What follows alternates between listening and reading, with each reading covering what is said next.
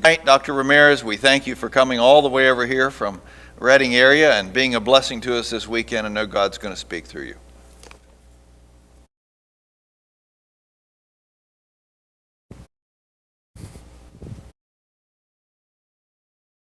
Well, good evening. It's my first time that I'm coming to this part of the state. I travel quite a bit. Yesterday I was actually speaking in Philadelphia. And I travel very much. I mean, so far this year I've been to 8 countries. And recently we were in Finland. And if you go to Finland, you have to do something. What is it? What does Finnish people do? They like the sauna bath. Okay? In fact, the word sauna is a Finnish word. And Finnish people do sauna baths at least once a week, sometimes 2-3 times per week. And it's very interesting when you check the statistics for COVID mortality in Finland. 3/4 of the people in Finland that die are because they are foreigners. They don't have the sauna bath culture. You know? While the Finnish people that do the sauna baths on a consistent basis, they actually have that, immunity boosting part of it. If you got the book that I wrote, I actually talk about that tradition of the Finnish people. And we were in Finland, and this is what we did. We went to the sauna bath, and it was in the winter. You can see the snow there. And there is my daughter. That lake is close to freezing point. And there is my other daughter. And you can see there, straight on the lake. And there is my wife. And that's me. Okay. It's quite a shock, but it's actually very good for you. Let me tell you this. One of the things that will determine if you get the COVID-19 virus, one of the things that will determine if you're going to end up with severe type of COVID, the type that you're going to need to go to a hospital or the ICU, is something that is called the interference. Interference is a substance that your immune system secretes. In the book, I talk about it. So those interference are stimulated by doing this. Okay, so if you were thinking about doing an addition in your home, this actually would be not a bad idea to consider, to have a sauna bath in your home. Now, if you don't have one, it's okay. I know many people don't have one in this part of the country. What you can do contrast showers. Hot water, okay, as hot as you can handle it. Don't get burned, but just nice and hot. 3 to 5 minutes, and then you stop the hot water, then you turn on the cold water, so you can do an effect similar to this. And that stimulates those interference. It's not the only thing that stimulates the interference, multiple things, but that's one of the things that has been very well documented in the scientific literature. So the people that end up with severe COVID, the problem is their level of interferon is very low. So the virus just multiplies all over the place, and that's why those people end up with the severe COVID and so forth. So I travel to many countries. In fact, a couple of years ago, I had so many invitations to speak to many countries that I put them all together. And what we did as a family, we went to 20 countries just for the summer. Okay. Speaking to all kinds of audiences and experiencing all kinds of cultures and so forth. And in fact, back then, I was living in California. And by the time I got back home, there was a story that our neighbor told us that a bear came and did a hole in our home. Okay.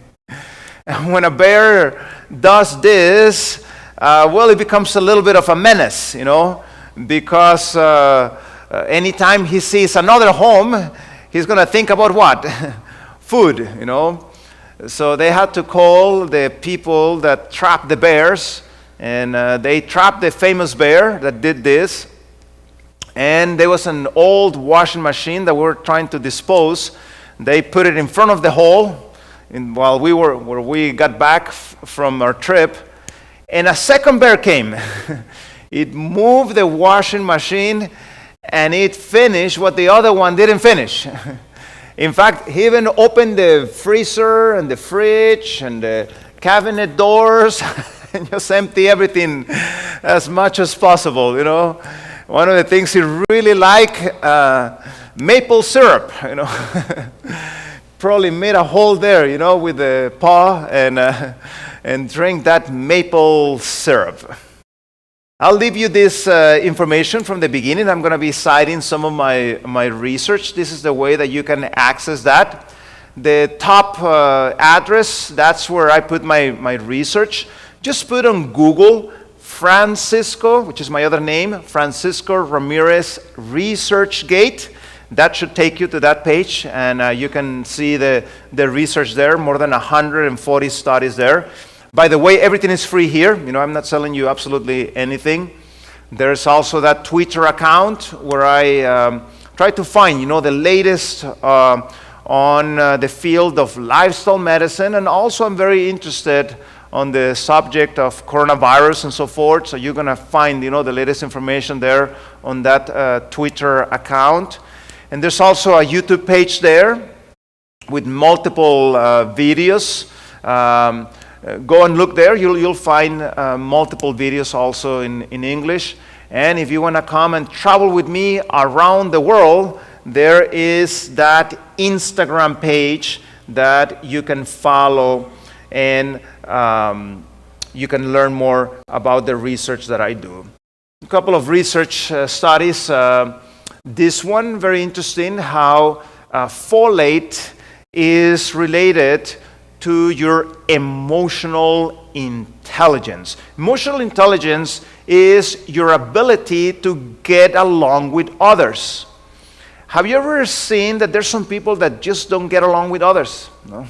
They throw sparks, Doesn't matter where they are, Be it, in your family, in your work, and so forth. Those people have very low emotional intelligence. You can be a genius, and you can be, the opposite regarding emotional intelligence. They are actually two different intelligences. And we were showing here how nutrition has an important effect on your emotional intelligence. And it makes sense. You may even know the answer. For example, when is more likely that you're going to get into an argument with somebody? The day that you have eaten well and that you drank your water and you slept your 8 hours? Or is it more likely that you're going to get into an argument the day that you miss your meal and you had a rough night and you haven't even drank your water and so forth? When is more likely you're going to go into an argument? See, because your physical conditions have an effect on your emotions and your ability to control those emotions. That's why it's so important to be, have an equilibrated type of lifestyle. And in this other study, we were showing that emotional intelligence can be improved. Even though you're somebody that tries to read books and watch videos about emotional intelligence, and you already have an above normal emotional intelligence, see, normal number should be 100. This group that we were working had 120. They were above normal. Yet, we were showing that even those people, by doing an intervention to improve emotional intelligence, the emotional intelligence actually climb up even further. So that's the good news about this. Well, let us enter into our topic of today, and that is depression. Is there any hope? I've been involved in one of the most successful depression programs in the world for the past 15 years. And let me tell you the story of one of our patients. Her name is Christy. We have permission to share her testimony. In fact, she has her story online. You can find it online and listen to it. Christy grew up in a good family, with good values and so forth. But the problem with Christy, she started hanging around the wrong friends. And those friends started to become a negative influence on her. And she ended up starting, bad habits such as smoking, such as alcohol, some illegal drugs, and so forth. And that started the downtrend in her mental health, to the point that she was struggling with severe type of depression. And she was trying option A, medication, option B, option C. Nothing seemed to be helping her severe type of depression. And her parents learned about our program in California and raised the money and sent her there. But there was a problem. Christy didn't want it to be there. So what she did after she got there, she started planning her escape. And she tried one time to escape. We got her. She tried a second time. We got her again. She tried a third time. We got her again. She tried a fourth time, and we got her again. So we had a staff meeting, and we decided the following.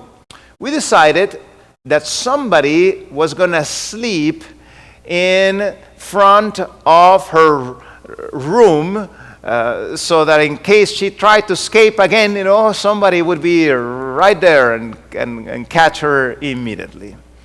And the problem that she was having is that she was not cooperating with the program. As you will see, there's some things that somebody has to do to improve their mental health.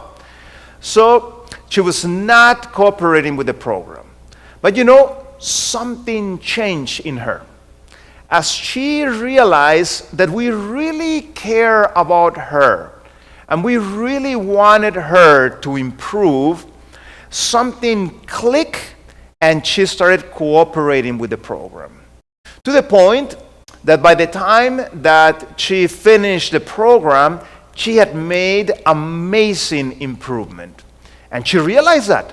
She saw how there was hope for her depression. And she continued at home doing those changes, and in a matter of a couple of months, she was able to get off all her psychiatric medications. Her mental health came back to normal levels. She went back to finish her nursing degree, and today she's been able to finish not only her bachelor's, but she just finished her master's degree. She is working full-time. In fact, some of the things that she enjoys doing, she likes to go and travel around and share her story, telling people that have depression that there is hope. So that's what we're going to learn tonight. You're going to learn, number one, if you don't have depression, how to avoid getting depression in the first place. And second, if you're somebody that is struggling with your mental health, we are going to give you a roadmap of how to improve your mental health. This is one of the latest studies that I did. I got invited to present this study at a World Congress, and you can see some of the results of this program. Our average person that comes to our program, you can see it has tremendously high levels of depression on average. And here's the amazing thing. in a matter of 10 days, okay? In 10 days, these patients move from this level to minimum depression. Using this scale called the Beck Depression Inventory Number 2, minimum means no depression. And that's exactly what we witness in that program. It is amazing to see that. You find people at the beginning of the program unable to function because of how severe their depression is. And by the time the program ends, we ask every participant to share a little bit, their story of where they were and so forth. And you hear the most amazing stories. How people for years were struggling with that depression, trying this and that, and they couldn't see that there was an end to their depression, and finally the depression is going away. And the same story happens with anxiety. You can see here the level of anxiety on average, and by the time the program ends. And the problem with mental health problems is that you can basically divide the population into two groups. Those that are struggling with a mental health problem, and those that know somebody that is struggling with a mental health problem. This is how popular they are. In fact, Journal Nature, one of the publications very respected around the world, was doing recently a review, and they were citing this paper. In this paper, it says that when you have depression, not only there are challenges, mentally speaking, but also production-wise. And it's true. I mean, do you feel like working really hard when you have depression? See, it impairs your ability to function normally. And in this study, it was shown that you lose about $10,400 on average on somebody that is struggling with depression. And the journal Nature, the one I was telling you, this is the article that they publish. And you can see it is a worldwide perspective of what's happening with our understanding of depression. And one of the interesting things that we see is that they say in the article that you're more likely to be cured from cancer than from depression. Okay? This is the sad states of affairs regarding depression. And not only that, they were saying that even though they have been trying for 5 decades to try to find the perfect medicine for depression, it says that only 28% of the people that are taking medication for depression feel that they are cured. The other part, they're still struggling with, bad side effects and bad functioning, as the medication is not solving all the problems related to depression. The statistics say that if you are a female, the probability of ending up with depression, 1 in 4 ladies will end up with depression in some period of their lives. Regarding males, the statistics are less. It is 1 in 8 males. Why females is higher? Has to do with a lot of this, with the change of life through menopause and so forth. All that change of hormones increases the risk in females. But how do you know if somebody has depression? Well, there is an international guideline, and this guideline is called the DSM-5. In this book, all the psychiatric problems are described with detail. In fact, they revise this manual on a regular basis. So worldwide, all the psychologists, all the psychiatrists, this is what they use to make their diagnosis. And in that book, it gives the following definition. It says, if somebody experiences at least 5 out of 9 symptoms, which in a minute I'm going to tell you, for at least 2 weeks, that is how they diagnose depression. So let's go quickly through each of those symptoms and try to understand them. Number 1, deep sadness. Males and females manifest this symptom differently. Among males, they're going to manifest this problem telling us, Doctor, I feel there is something not right inside of me. I don't know what it is. It's like something is missing. I cannot put my finger, but something is not right inside of me. That's the way that males tend to manifest these symptoms. Among females, they manifest this symptom by crying spontaneously.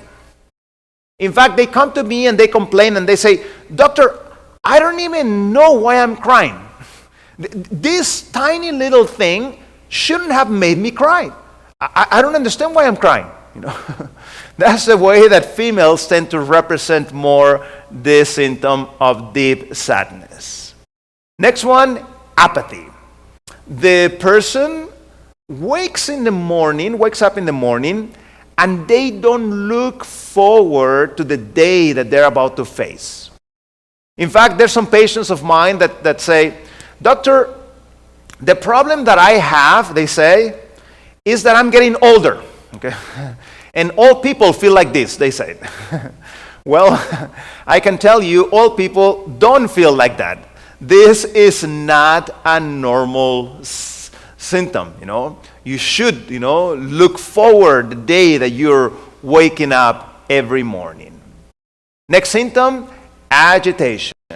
The person loses their patience very easy. Or another symptom that will be equivalent to this would be something that is called psychomotor retardation, which basically means the patient is speaking or moving very slowly. In fact, the funny thing is that many times they don't even know they're doing that. And not unless somebody makes a video, and they record them, they're like, is this me? Why am I moving so slow? They don't even realize that they are doing that. So psychomotor retardation or agitation will qualify for that third symptom. Next one, sleep changes, sleep disturbances. Patient wakes up at 2 or 3 a.m. and what happens? They cannot go back to sleep. Now, this is one of the extremes, and the reason why this is happening has to do because of the nature of the depression. When you have depression, there's a chemical in your brain called serotonin, and when the levels of serotonin are very low, your levels, the serotonin, will become the melatonin at night. And having low levels of melatonin causes problems going into sleep, maintaining the sleep, or going very deeply into sleep if you don't have high levels of melatonin. Now, this is one of the extremes. Also, it will qualify for this symptom if you have the opposite, something that is called hypersomnia. The patient is sleeping 14, 16 hours in a day. We get those patients that come to our residential program in California. In fact, it's interesting, some of those patients, that are sleeping 16 hours a day, some of them tell us, oh, doctor, I wish I could sleep a little bit more. 16 hours is not enough. I still feel quite tired. But the good news, as you start making the changes, well, we'll talk about in a minute, serotonin levels start to improve, and the sleep problem is something that starts improving quite a bit. Next one, weight or appetite changes. First possibility is that person that is using food as a drug. Okay. What do I mean by that? Well, they are using certain types of food to make themselves feel better. What type of foods? White flour, chocolate, sweets, and so forth. Those simple carbohydrates, when they eat them, they temporarily increase serotonin, but that's the problem, is temporarily. So they feel better, and then insulin kicks in, sugar levels crash in, and what do they need? A second dose. And they go throughout the day like this. Well, those calories end up accumulating, and the person end up gaining weight secondary to that yo-yo effect. Now, that's one extreme. The other extreme are the people that are not hungry and they don't want to eat. So you call them for dinner, they sit down, they take 2-3 spoonfuls of food, and they say, that's enough, I don't want to take any more. And these people actually are some of the hardest patients to treat for depression, because it makes sense. If I am not eating the right building blocks to make the right neurochemistry here, my brain cannot make that neurochemistry. In fact, these people, not even the medication for depression works for them, because they don't have those building blocks to make that serotonin and other neurotransmitters that are necessary for their mental health. Next one, lack of concentration. Patient cannot put their minds to the tasks that they need to do at school, at home, at work, or even simple things like making decisions of what am I going to cook for dinner and so forth. They are tremendously difficult decisions for them. In fact, many times they end up depending on others. They go and call the neighbor. What should I cook for dinner? and others are end up taking their decisions that they should be taking themselves. Next one, feelings of worthlessness. The person feels that they don't have any value, that what they're doing is not giving any value to the relationship, to the family, to their work, and so forth. Next one, morbid thoughts. Morbid thoughts is thinking about disease constantly, is about thinking about death. They're obsessed about thinking this type of thoughts. Thinking about harming others. Those mass shootings you see on the news all the time? Morbid thoughts. That's exactly morbid thoughts, trying to harm others, Or thinking about harming themselves. Any of these things, would we consider morbid thoughts. In fact, it's very interesting if you put attention, like young people, what's type of shirts they like to wear and so forth, or the snowboards, what do you find there? They have all these bones and skulls and so forth. See, those are symptoms of morbid thoughts. You go to an art gallery, what do you see? All these gloomy paintings, you know what I'm talking about? All dark and so forth.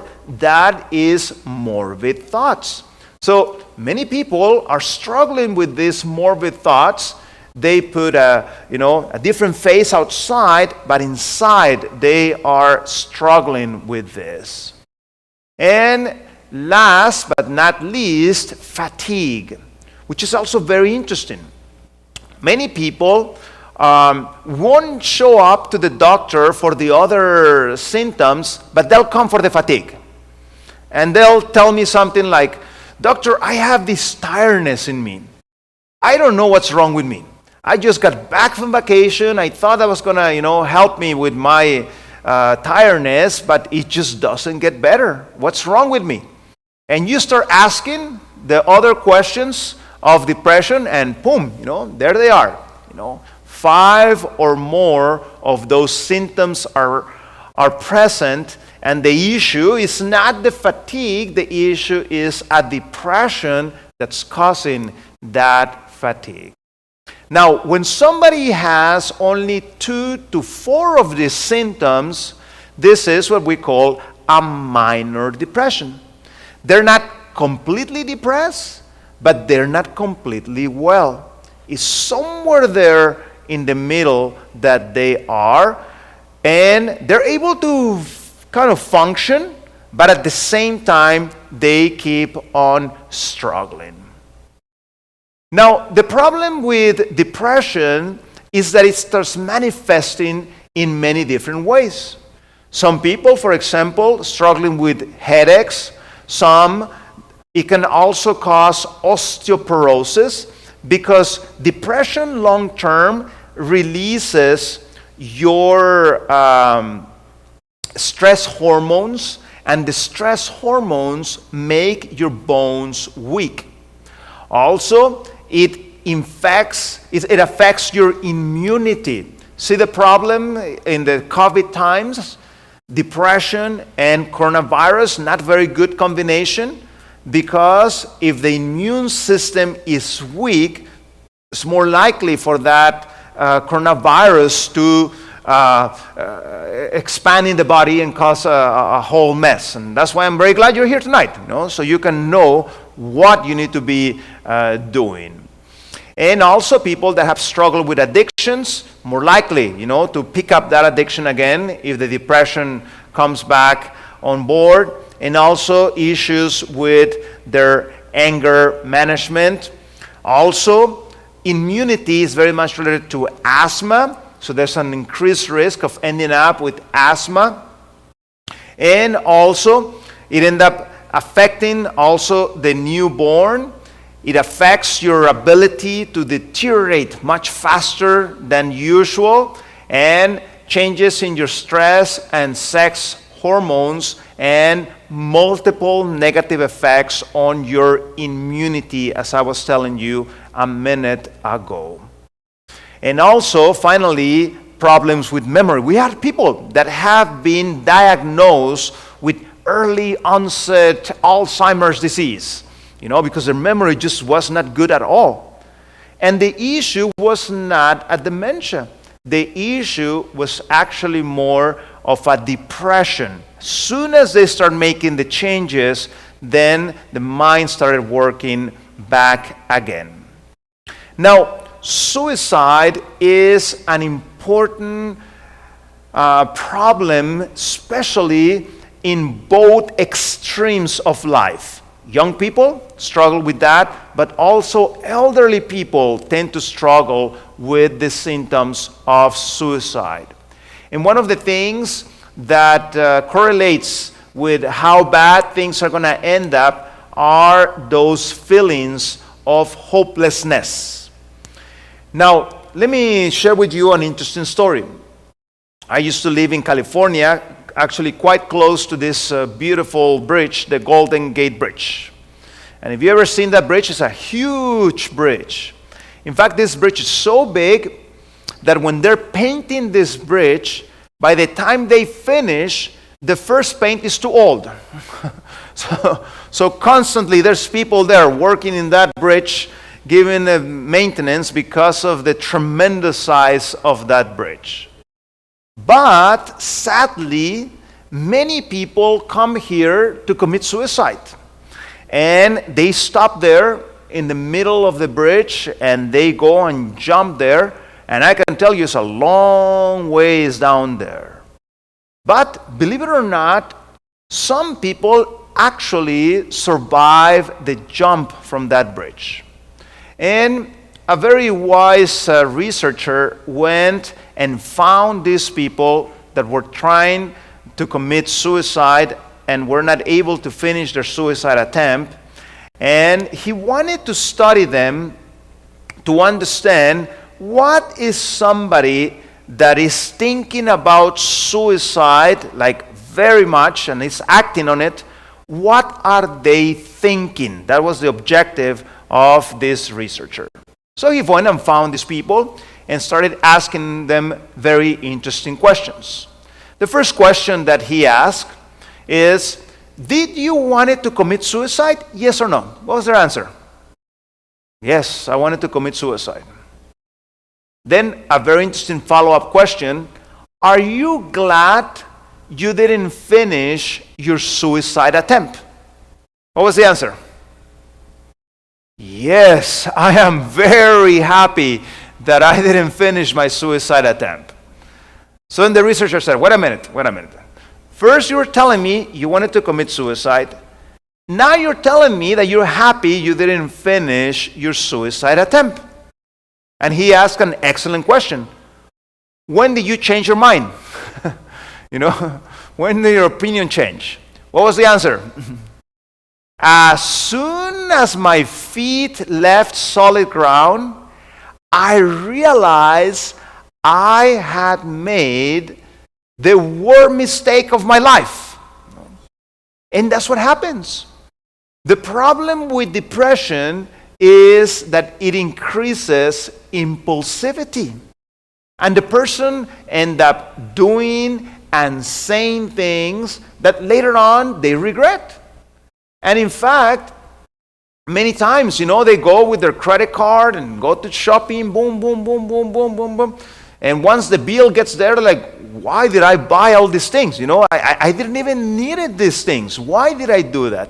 And it's because of that impulsivity that many times depression gives.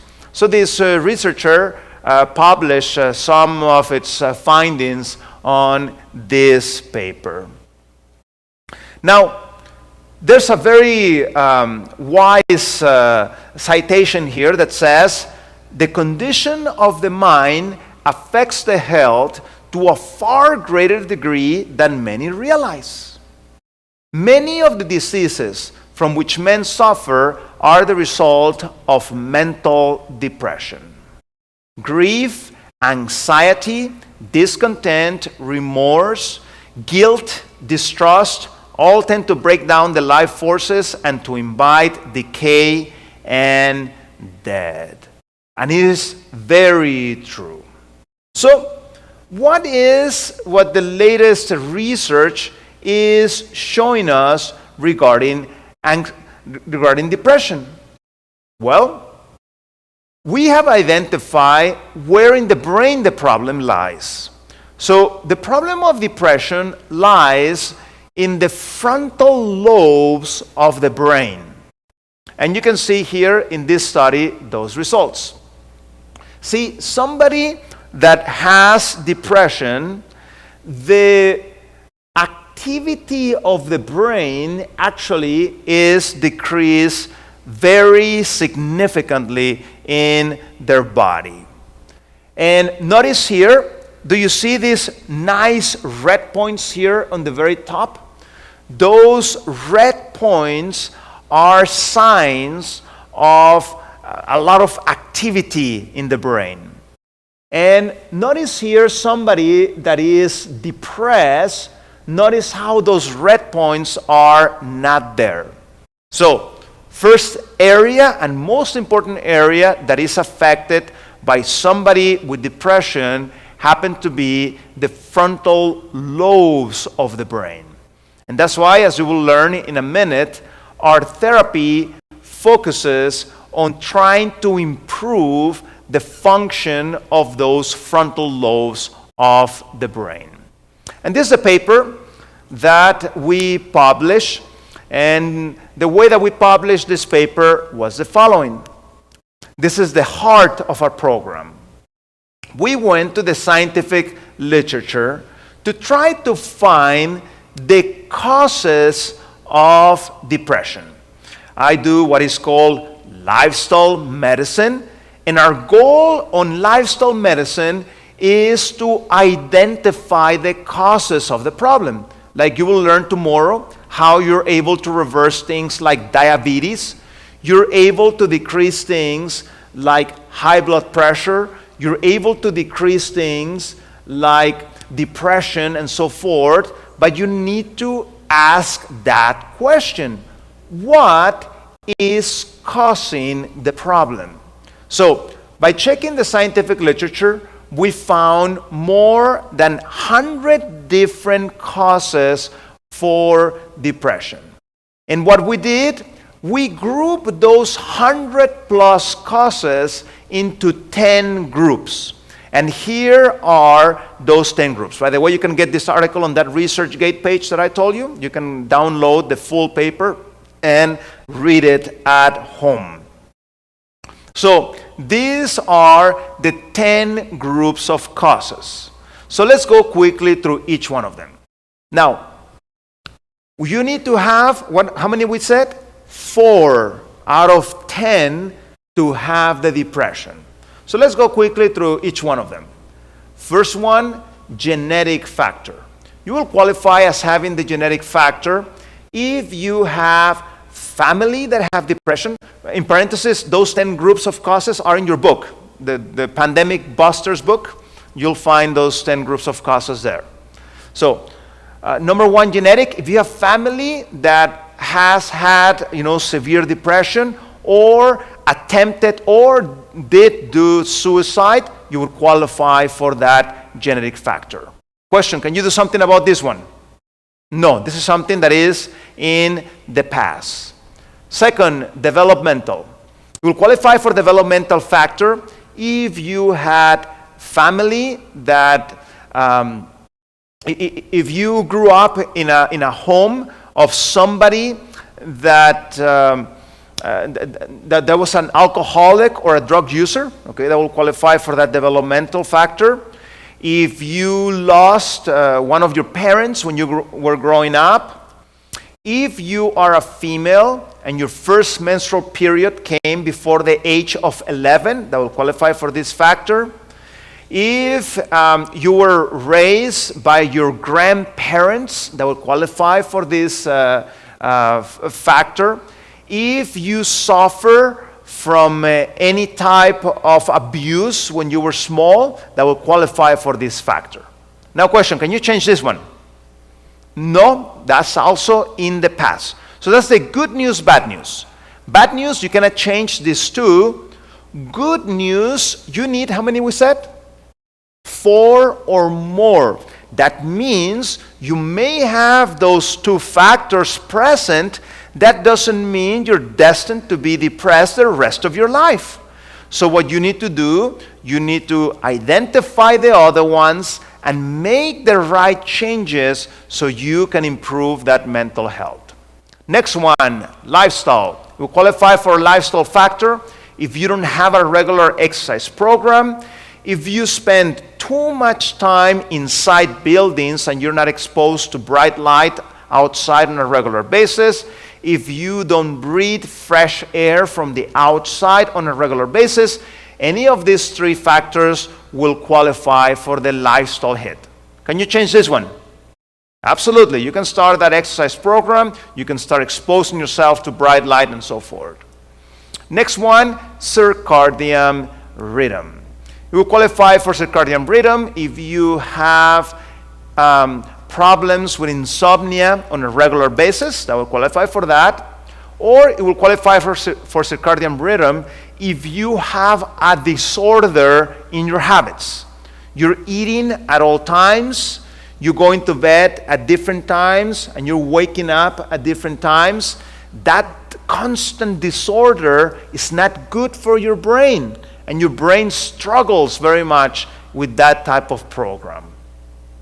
Next one, addiction hit. You qualify for this one if you are using any illegal drug, or also certain legal drugs, such as opioids, such as benzodiazepines, okay, such as any product from marijuana, that will qualify for that. Or also it will qualify if you are using any products with tobacco, any products with alcohol, any products with caffeine. Any of those things would qualify for that addiction hit. Can you overcome addictions? Yes or no? Yes, it is possible to overcome addictions. Next one, nutrition. And as I mentioned to you, this one makes sense. What you eat becomes the neurochemistry in your brain. Therefore, if there are challenges there in the nutrition side of things, you're going to end up having problems.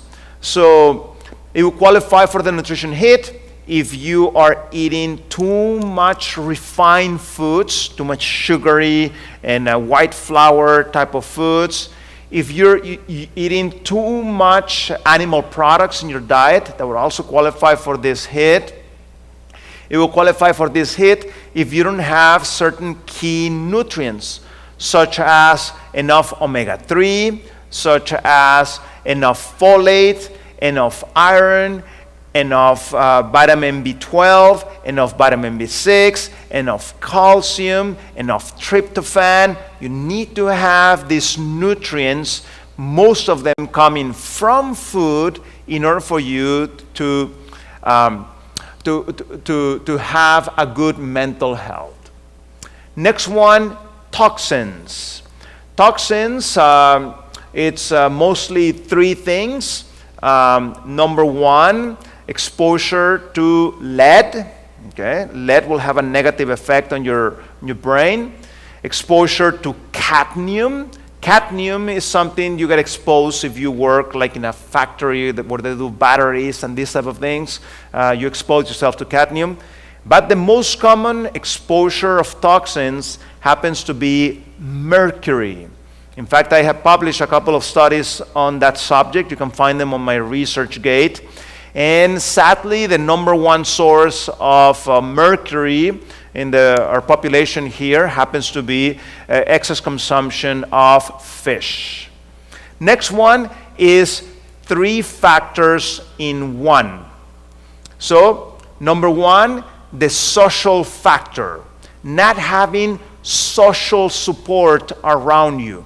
You're not part of a club or a church or something that meets on a regular basis to give you support that will qualify for that factor. In fact, this is what happened with the lockdowns, as you're very well aware. You know, how addictions and depression started going up the roof because of, especially of this factor.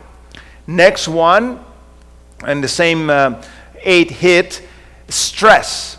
Having constant stress. You know, that type of things that happen when you're having problems in your relationship, you know, and it's a war at home, or if the situation in your work is not good and your boss is mean and so forth, and it's just that constant stress that will qualify for that factor. And, or, the last one, if you lost something very dear to you, be it a loved one, be it a job, be it a part of your body, and you have not been able to overcome that loss, that will qualify for that factor. And then here is the exception of the rule. How many did we said we need to have the depression? 4 or more. This one is the exception of the rule. Medical hit by itself can cause depression. What would be the medical hit? Something that you need the help of a health professional to improve. If not, this affects your mental health. What will qualify for that? A depression, diabetes that is not under control. It will qualify if you have certain hormone problems and they're not under control. It will qualify for medical condition if you have an autoimmune condition that is not well under control. If you are struggling with a cancer, that will qualify for this. If you have problems with your kidneys, if you have problems with your liver, or if you have problems with certain viruses, specifically hepatitis C virus, that would qualify for this hit. So what you need to do, you need a competent medical professional to help you with that medical condition, then the depression will improve. And finally, the frontal lobes of the brain. As we mentioned previously, this is where the problem of depression lies. So this is the chicken egg question.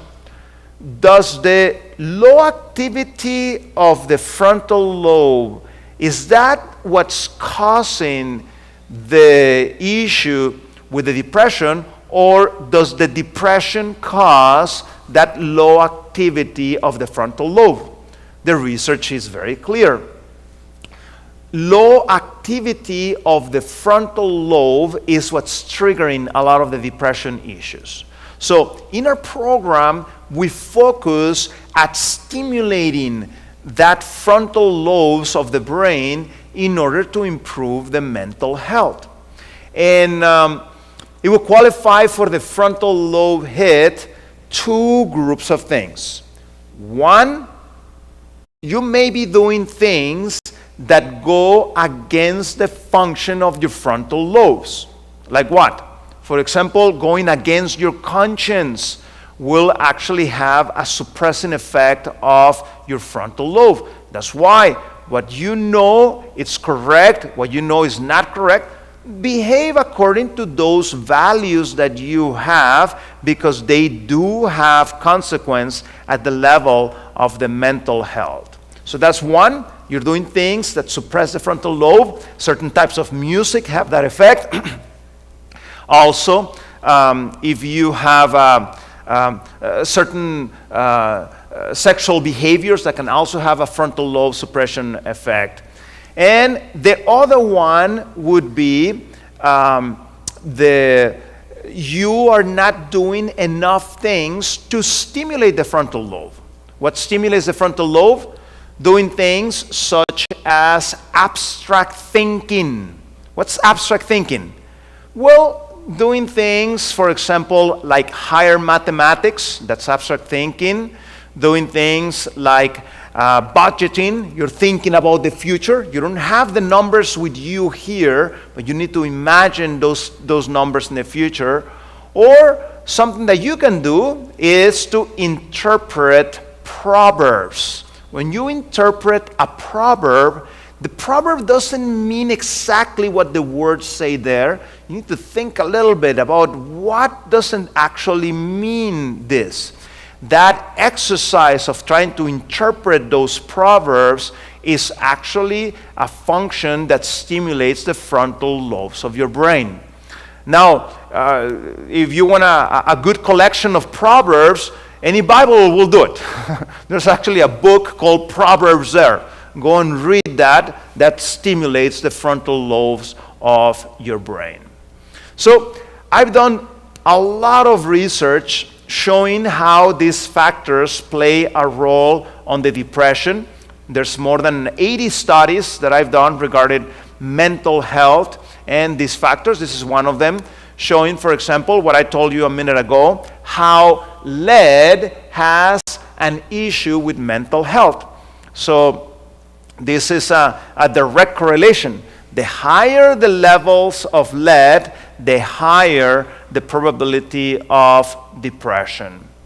This other one, talking about how people that had a previous stroke, many of them develop depression. Why is that? Because they affect the frontal lobes of the brain. The frontal lobes of the brain have the most delicate arteries in your whole brain. So the circulation enters through your neck, and then your frontal lobes is the farthest part of the brain. Therefore, it has the smallest blood vessels. Therefore, it is the most vulnerable area when there's lack of oxygen, lack of circulation, and so forth. They affect the frontal lobe, and that's why that effect.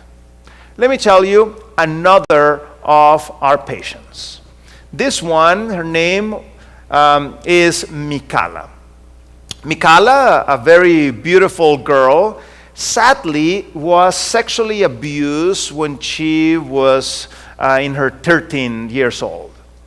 And this started a trend of depression. The way that she started dealing with her depression, she started establishing boyfriend-girlfriend relationships that would become very intimate. The boyfriend will dump her out, and then she would get another boyfriend and repeat the same cycle. Let me ask you, did that help her with her depression problem? No, it actually made it worse. And by the time she went to a health professional to ask for help with the severe depression that she was dealing, they had to give her 1, 2, 3, 4, 5 psychiatric medications in order to control her severe depression that she had. But even though she was over-medicated, she still was very smart, and very soon she was able to get a job at the local pharmacy. And when she got there, the manager of the pharmacy started noticing Mikala, and very soon they established a boyfriend-girlfriend relationship. This one seemed a little bit different than the other ones. This one at least had a stable job and the economy was a little bit better and so forth. Mikala thought that she was on the top of the world when the boyfriend asked her to spend a long weekend down in Cancun, Mexico. And the next morning, after they got there to Cancun, the boyfriend got his shorts, went for a swim, and Mikala stayed in the room. And the boyfriend left the cell phone in her room. So Mikala, curious, gets a cell phone, and she realizes that the cell phone didn't have a PIN. She was able to access the cell phone with no protection. And the first place that she went was the gallery of photos. And as she's looking at the gallery of photos, her whole world came crashing down when she saw that he was going out with the other co-workers of the pharmacy at the same time that she was going out with her. So what she did, she grabbed one of her bottles of pills and took the whole thing and said, my life is over. Good thing the boyfriend found her immediately after that, and they were able to call the ambulance. They were able to remove the medication from her stomach, and she was sent home later in the afternoon. But once she got home and she realized she was alone with him again, she said, no, my life is over. And she took another one of those bottles of pills and took the whole thing. Now this other one was a little bit more nasty because it had the side effect of causing a severe drop in the blood pressure. So it became a big headache for the medical personnel seeing her case, because now not only was the medication, but it was also the kidney failure, and all these things started happening. When the boyfriend saw that, he says, oops, I need to go back to America, and left her alone in Mexico. Now, good thing she had a loving relative that flew from America to be with her as she was, delicate there in the hospital. And she knew about a program in California. So Usually people have to have actually wait lists to participate of that program, but there was a last minute cancellation and it worked out that she was able to come straight to the program. Now, when she got there, she still had suicide thoughts. She still had a lot of anger and a lot of severe type of depression in her. But what did we do when she got there? We identify what? The causes of her depression. So we went through the list that you saw, and we started identifying which of those causes she had active. And sure enough, she actually had most of those factors active in her life. And what did we do? We started working at reversing each of those factors. And it didn't take months or years. No, in a matter of days, as Mikala started working on reversing those factors, you could see the smile of Mikala come back again. In fact, at the end of the program, she shared with the group how she had not felt this good in years. She could see how she was going on the way out of this problem. And today, Mikala doesn't take a single psychiatric medication.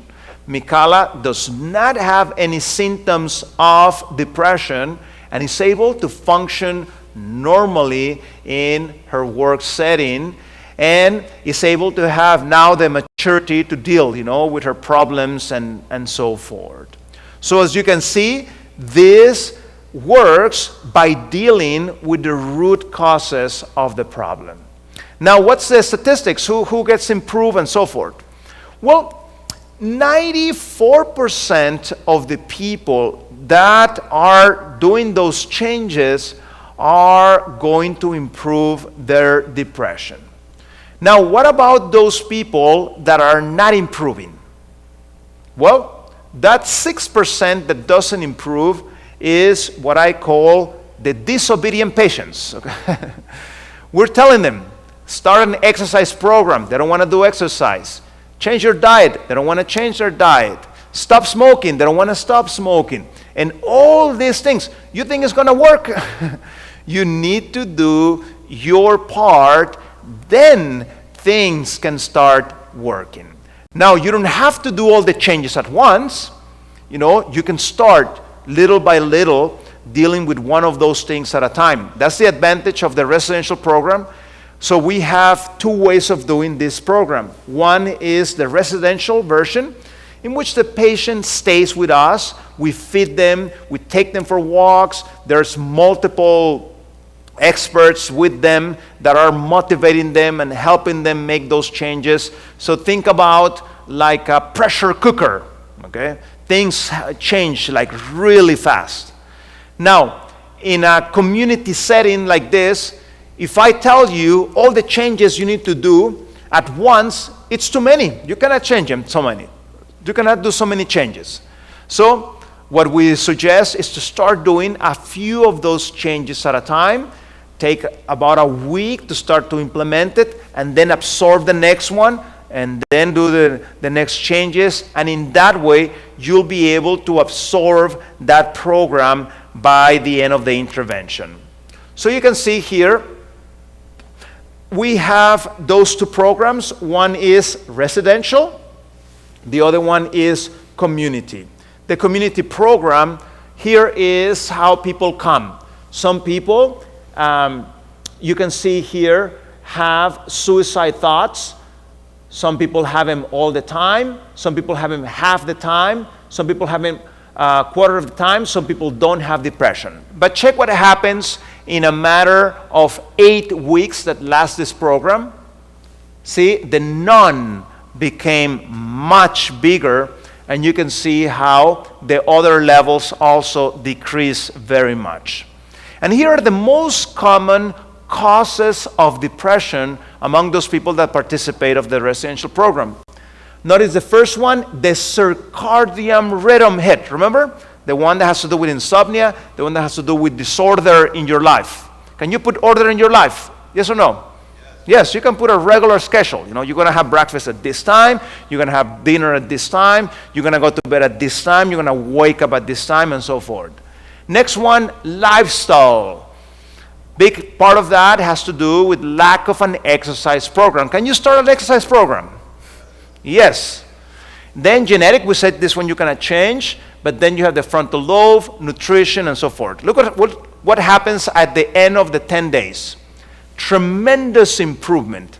In fact, the only one that went up is this one, the medical. And the reason why, because many times we do diagnosis of things the patient didn't know they were struggling with. A hormone problem, a new diabetes, and so forth. So we start immediately the reversal of that medical condition. And here is the community program, the 8-week program. You can see very similar pattern, except that lifestyle is number one in the community program, and you can see the tremendous improvement in all those factors. And here you can see the before and after, as we mentioned from the beginning. And here's the depression. Among those people in the community program, some have severe depression, some have moderate, some have mild, some have none. They just want to learn how to improve their mental health. Keep your eyes on the no depression, 27%. Look what happens by the end. Tremendous improvement. The patient starts to get better as they start making the right choices. So as you can see, there is definite hope for the people that have depression. And it's possible to overcome it. I don't know if we have time for a couple of questions. I think that right now will be a good time. If you have any questions, I'll be happy to try to give them an answer. Anybody?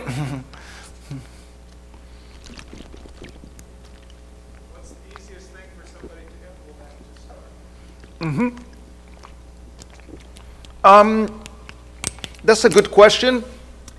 It also depends on the setting they're at.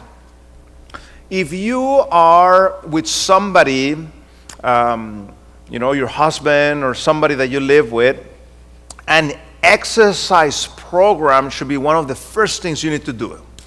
And if you can start doing your exercise early in the day, see, bright light early in the day is one of the best ways of stimulating your serotonin. Remember we talked about serotonin? So if you go for a walk as the sun is coming up, that's the time you need to go for a walk. You're going to get the fresh air, you're going to get the bright light, and the exercise will start stimulating your serotonin. That's going to help you feel better very quickly. Okay? So start with that exercise program and then start adding some other layers to it. Now, if you're by yourself, you may need the help of somebody to motivate you. Many times you may make the commitment, I'm going to go for a walk. But then in the morning, no, it's cold and blah, blah, I don't want to go for a walk. So try to pair with somebody, have somebody that you can be accountable to, and then start implementing that. So start with the exercise program. Now, if you live in Pennsylvania, unfortunately, in the winter, it's too dark in the winter. Okay? So what you may need is to invest in something that is called a light box. Okay? So those light boxes in the winter, as you are waking up, that's the time you need to expose yourself to bright light. You turn on that bright light, you can have breakfast, you can read, and so forth. And in that way, you're getting that bright light that is going to help you feel better throughout the day. How do you use that bright light? Hands, arm length, 45 degree. That's the way you use it. Don't use it straight on your eyes. Use it from the side. And in that way, you can do some other activity at the same time that you are taking that bright light. 30 minutes to 45 minutes. Don't take it longer than that. If not, you're going to end up with a headache. You know, when you go to the sun, for example, the beach, and you're there the whole day, how you feel this headache and so forth, because that excess bright light actually creates too much serotonin, and too much serotonin gives you headaches. So don't get a headache, okay? Be temperate on the use of that bright light. Okay? Any other questions?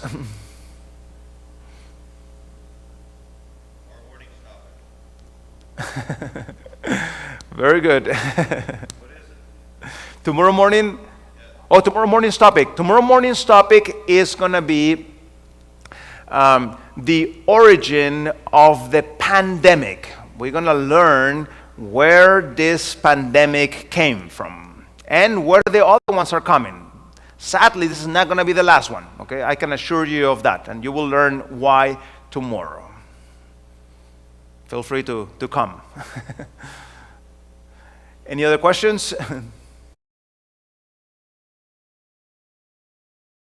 Very good. So thank you so much for your attention, and feel free to invite others to come. We still have plenty of room here, and for those of you that want to come tomorrow in the morning, feel free to come, and if not, we'll see each other at 7 p.m. Tomorrow. Thank you very much. Let us close with a word of prayer. Our Father, we thank you for this important information, and we just ask you that you may help us to apply these principles in our lives. Lord, if we have struggles with depression, we ask for wisdom, we ask for will, we ask for your power of healing, that you may help us overcome this problem. And for us, Lord, that don't have depression, we ask you to help us to make those changes so that we can prevent falling into depression. We thank you, and give us your peace and a good